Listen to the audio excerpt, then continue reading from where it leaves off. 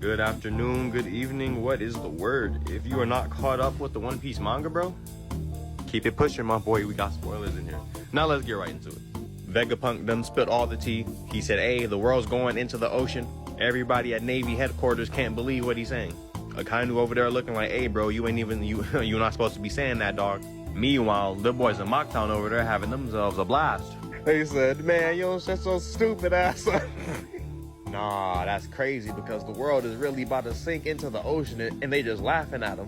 I'm sorry. Can I just skip back real quick? Oda said we would be at the end of One Piece when a certain character with an eye patch showed up.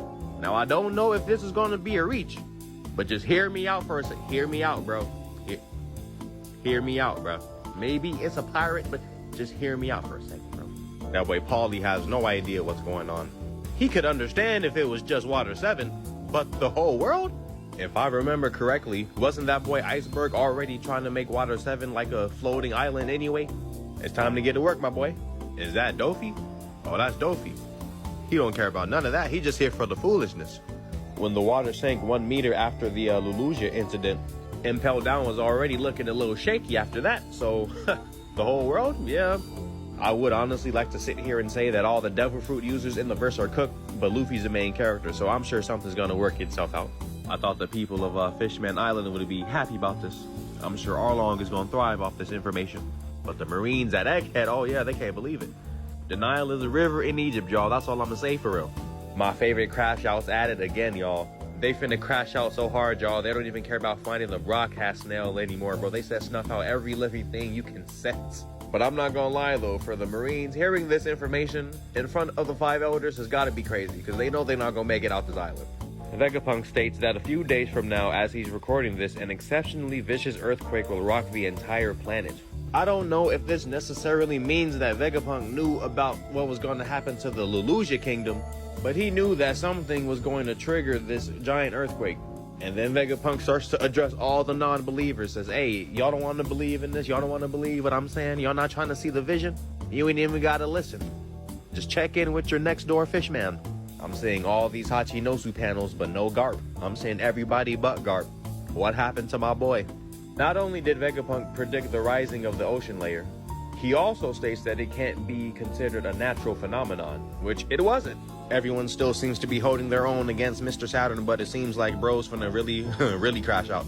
Bro is on the mission and he is not going to let some insects step in his way. I know the top panel's looking a little tiny. I got you. Bro somehow got past everybody else and made it exactly to the Mother Flame location.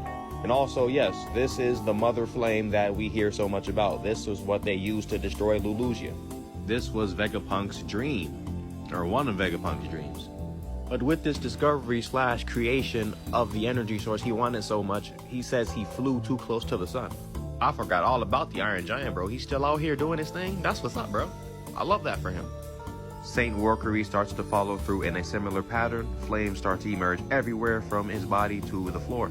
I know we've come to understand the lore and the Japanese folklore behind these devil fruits, but seeing that his tusks turn into swords or blades, and now his body is fire, I need to know how these devil fruits work.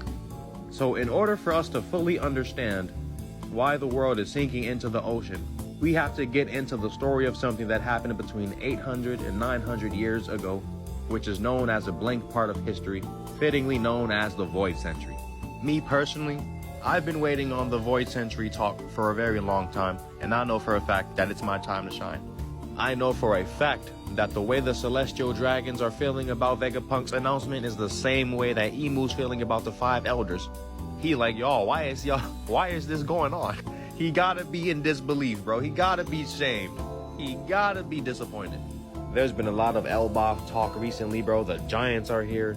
Saul was mentioned already. There's Saul right there. Elbaf is on the way, y'all. Is that a straw hat on the roof of a building in the Orange Town? Hey. But speaking of the Void Century, this little girl mentions the 20 kings that teamed up to create the world, right? I don't know if anyone's seen me before, but one of my biggest things was that out of these 20 kings, 15 of them were gone, and then that's why we have the 5 elders. It's a theory. It could be completely wrong. That's just how I feel. And also, shout out my boy Choo Choo. Vegapunk got all the knowledge that he could, but the poneglyphs were the only and main way to get the knowledge of this unknown past. But we all know how Emu feels about the poneglyphs. Queen Lily put the poneglyphs all over the world. I don't know how they did it, but according to Emu, that was one of the worst possible things that could happen. If it wasn't for that so-called blunder, as Emu called it, there would be no pirates looking for poneglyphs or treasure. But of course, in this day and age, that's illegal. But Vegapunk was like, nah, I'm gonna do my own thing. But Vegapunk was fully locked in with all the information he could possibly attain, with his own research and the help of the people from Ohara. But for the Straw Hats, it seems that the clouds are stretching, which is what Edison was talking about. First off, my boy made it. Shout out to my dog. I believed him every chance. I never lost faith. But things are looking up for the Straw Hats, all things considered. I know Usopp is the happiest person in this arc right now. Luffy tries to attack Warcrete again, and also there's a whole lot more that we need to get into, bro. Our guy said he can't just have the people guessing, so he's just gonna give you all the facts. There is a star to the story. This star that was born 900 years ago in this advanced, rich civilization. Luffy tries to attack Warcrete, and of course, it does not work. I will understand and crack down the science of why the five elders cannot be hit. I mean, they've been hit, but they, you know what I'm saying? They can't be hit. Hold up. Just like the legendary sun god Nika from the fables of Elbaf, Joy Boy was another person to fight with a stretchy, elastic body. And not only that, he was the first man to take to the seas. Hey, it's cooking. It's getting hot. It's getting hot, y'all. I thought we were just talking about the world and its riches. But no, we're getting into some stuff that's supposed to have been in the vault forever, bro. But no, this is news to me, fam. This is legendary, bro. But my personal spin on this, G, Luffy is the reincarnation of Joy Boy with the abilities of Nika. Thank y'all for rocking with me. I'll see y'all in 2 weeks, bro.